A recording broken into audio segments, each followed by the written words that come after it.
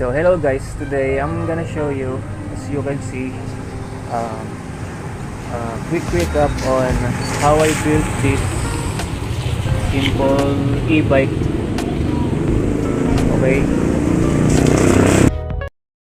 Okay, so as you can see, this e-bike is just a regular bicycle, and it's almost the same as the size of the tire is almost the same, the size of a BMX. But here in the Philippines, this is a folding bike because you can fold it in this side, and it only came from Japan. So about this motor, I only bought this in an online shopping platform here, and it only costs 1,700 pesos. And yeah, I think it's a cheap decision. It's a cheap kind of motor kit, because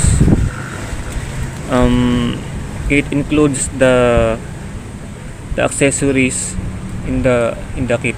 So, and as you can see, about the compartment, this is the battery compartment, which I built using only, sorry for the noise, using only a scraps of wood. I only bought it in a hardware supermarket, and it's only a plastic tray, and I decided to cut off and make a door for this one. So the battery I use is only a lead acid, bought 12 volts, and it equal to 24 volts because the battery operates as 24 volts. And yeah, I only put this kind of styrofoam, so it will not bounce when I ride it on. And aside of that, if you notice, about the location of the controller,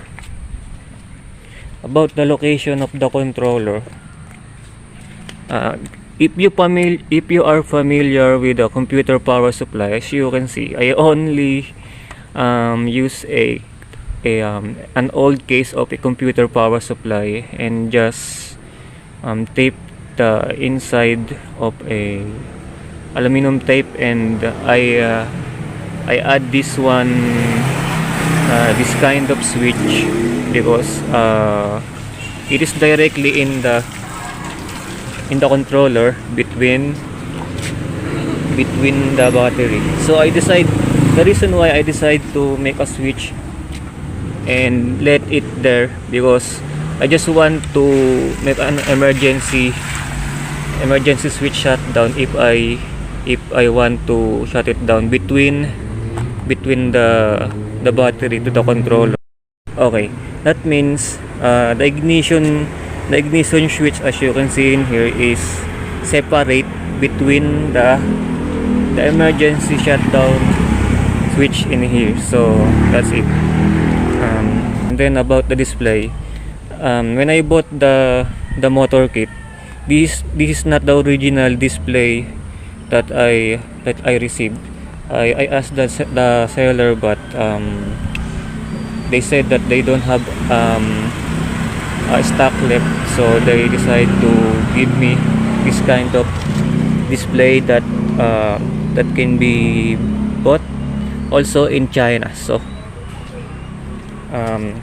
let's start it, and you can see how it works. So first, I will switch on in this main switch area, and then, as you can see, the display is not already coming on. So I will now switch on using the ignition switch. Then that's the simple display you will see. And the headlight, about the headlight, I have a bit a hard time wiring or connecting some wires in this display to the controller, because I never thought that the light from the switch for the headlight is also uh, from the ignition switch. So the ignition switch has two ways. So if you switch like that, you can also switch like that in that position, and the light will come on. So it's daytime, so the light is not that bright, but it's enough to brighten my front when I'm using it when nighttime. So that's it. That's how I built this simple e-bike. About the throttle or the accelerator, this is how it looks like when you turn it on. So I will turn it on a bit.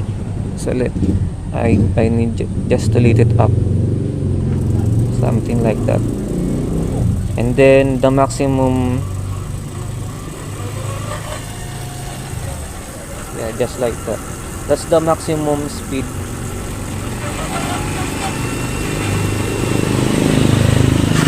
of the throttle, I mean of the motor. So I admit the fact that this motor is not that fast. See, I think if I estimate the speed of this motor, it only ran about 20 to below 25 mph only. But about the torque, I mean, I'm still satisfied building this because I learned a lot about this project, and yeah, it's really fun, guys. It's really fun to make this one. So okay, I'm gonna test it so you can see how fast it is. So let's ride.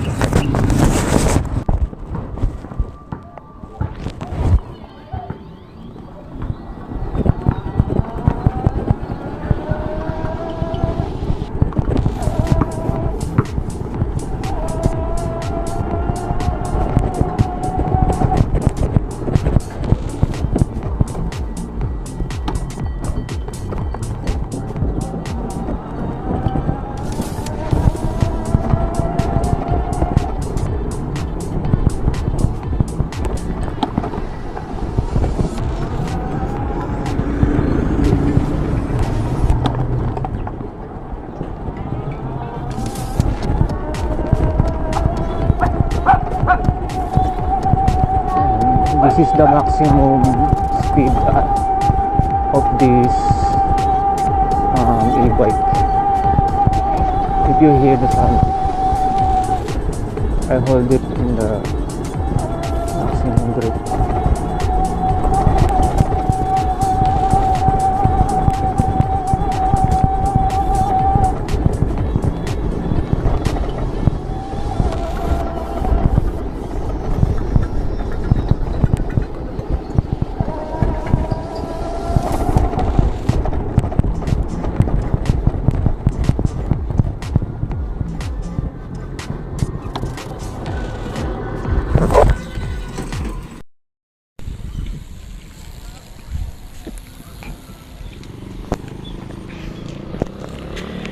Okay, I think that's it. If you enjoyed this video, and please subscribe to my YouTube channel, and yeah, I will continue to make another part of this and making another DIY and cool ideas like this project. Okay, thank you.